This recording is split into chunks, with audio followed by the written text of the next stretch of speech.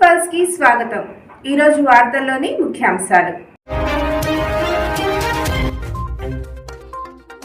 అదానీ ప్రాజెక్టుపై వ్యతిరేకత, రాజస్థాన్ జైసల్మేర్లో ఆందోళనలు.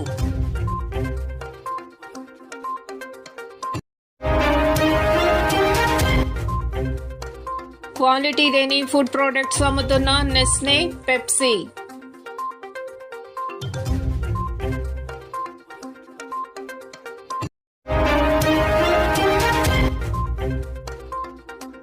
తాత ఇంటిని వెతుకుతున్న చీఫ్ జస్టిస్ సంజీవ్ ఖన్నా.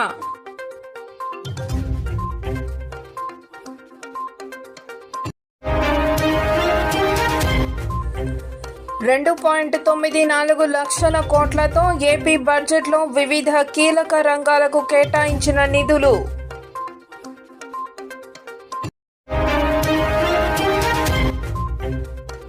దేశవ్యాప్తంగా ఘనంగా నిర్వహించిన మౌలానా అబుల్ కలాం ఆజాద్ జయంతి వేడుకలు.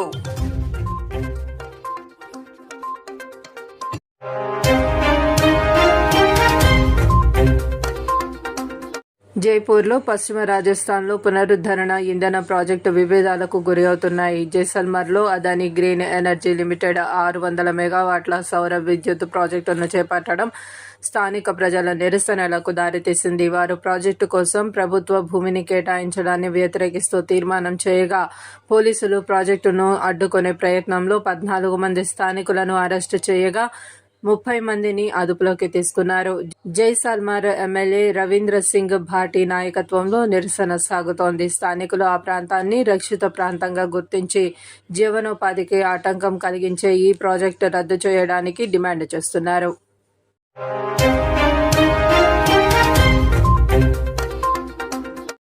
నెస్లే, పెప్సీ, యూనిలీవర్ సహా ఎంఎన్సి ఫుడ్ కంపెనీలు భారత్ వంటి తక్కువ ఆదాయ దేశాల్లో నాణ్యత లేని ప్రాడక్టులు అమ్ముతున్నాయని ఓ నివేదిక వెల్లడించింది.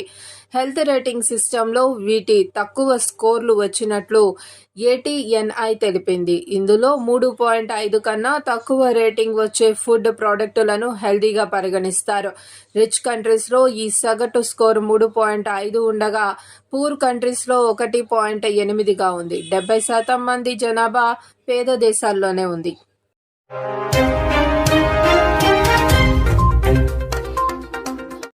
సుప్రీంకోర్టు ప్రధాన న్యాయమూర్తిగా సంజీవ్ ఖన్నా నేడు ప్రమాణ స్వీకారం చేశారు. అత్యున్నత న్యాయస్థానానికి 51వ ప్రధాన న్యాయమూర్తిగా ఆయన బాధ్యతలు స్వీకరించిన ఆయన మదిలో ఓ కోరిక ఉందట.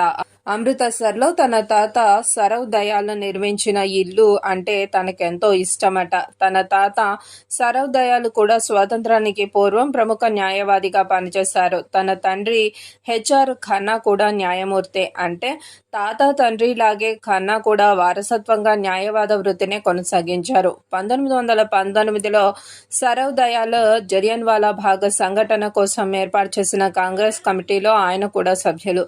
ఆ కాలంలో తన తాతకి 2 ఇళ్లు ఉన్నాయి. జలియన్వాలా బాగ్ సమీపంలో ఖత్రా షేర్ సింగ్లో ఒక ఇల్లు, హిమాచల్ ప్రదేశ్ డల్హౌసీలో 2వ ఇల్లు ఉంది. ప్రస్తుతం ఖత్రా షేర్ సింగ్లో ఉన్న తన తాత ఇంటి కోసమే జస్టిస్ ఖన్నా వెతికే పనిలో ఉన్నారు. 1947లో ఆ ఇంటిని కాల్చేసిన ఆ తర్వాత తన తాత మళ్లీ ఆ ఇంటిని మరమ్మతులు చేయించారు. 5 సంవత్సరాల వయస్సులో ఒకసారి తన తండ్రితో కలిసి ఆ ఇంటికి వెళ్ళాను. ఆ ఇంట్లో బౌజీ అంటే తాత అని అర్థం అని ఉన్న బోర్డు కూడా ఉంది. అప్పటికి ఆ బోర్డు డల్హౌసీలో ఉన్న ఇంట్లో ఉంది. తన తాత మృతి చెందిన తర్వాత అమృతసర్లోని ఇంటిని 1970లో విక్రయించారు. ఎప్పుడైనా ఖత్రా షేర్ సింగ్ని దర్శించినప్పుడు తాత కట్టించిన ఇంటి కోసం తన కళ్ళు వెతుకుతూ ఉండేవి. చిన్నప్పుడు సెలవుల్లో ఇంటికి వచ్చేటప్పుడు చదువుకునే పుస్తకాలు తేవద్దని చెప్పేవారు. ఎందుకంటే తన తాత చెప్పే చదువు ఆ పుస్తకాల్లో కూడా ఉండదు అని ఖన్నా గుర్తు చేసుకుంటారని చీఫ్ జస్టిస్ సంజీవ్ ఖన్నా సన్నిహిత వర్గాలు తెలిపాయి.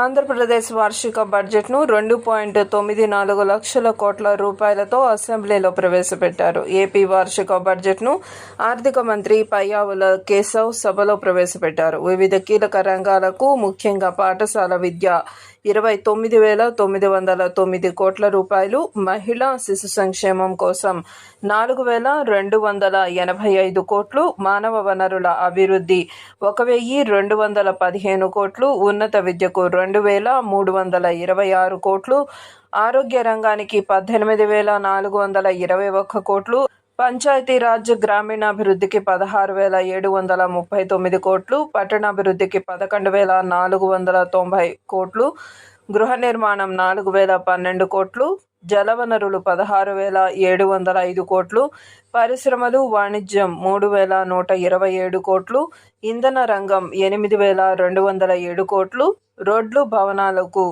9,554 కోట్లు, యువజన పర్యాటక సాంస్కృతిక 322 కోట్లు, పోలీసు శాఖకు 8,495 కోట్లు, పర్యావరణ అటవీ శాఖకు 687 కోట్లు కేటాయించారు.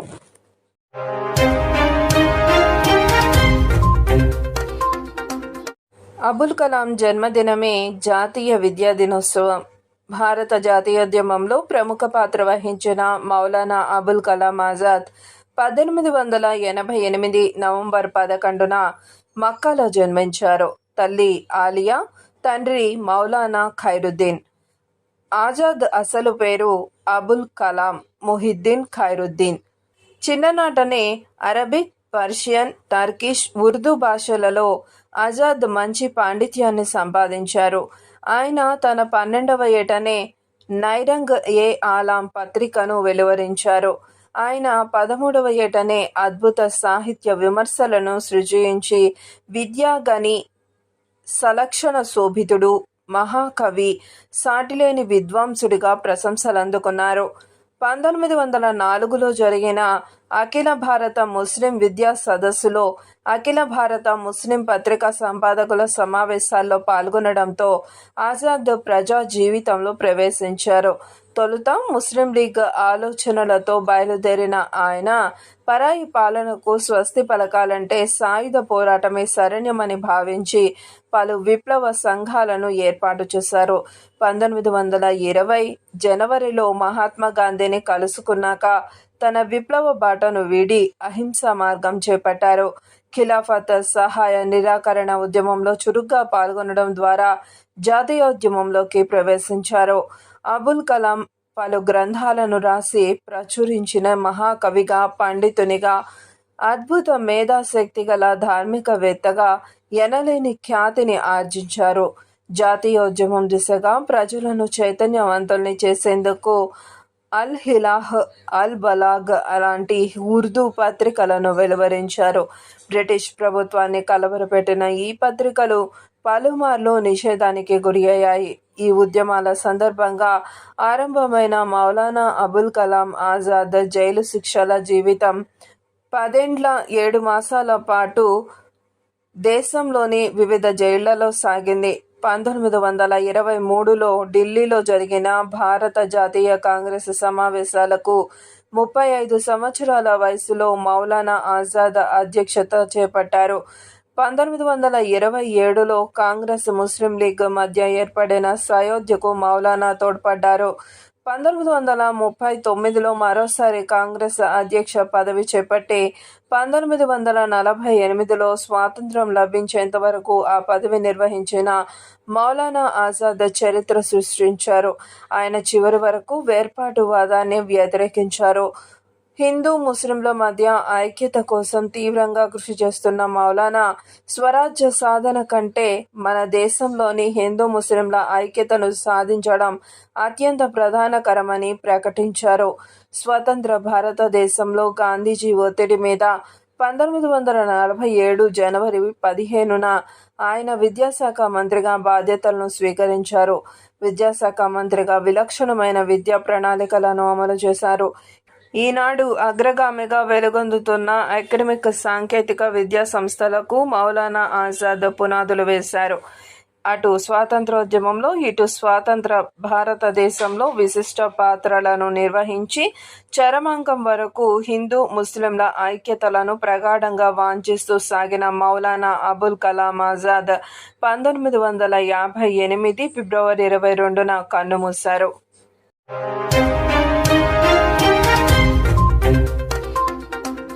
వార్తలు ఇంతటితో సమాప్తం. చూస్తూనే ఉండండి పీపుల్స్ పల్స్. సామాన్య ప్రజల గుండె సవ్వడి, ప్రజానాడి. చూస్తూ ఉండండి పీపుల్స్ పల్స్.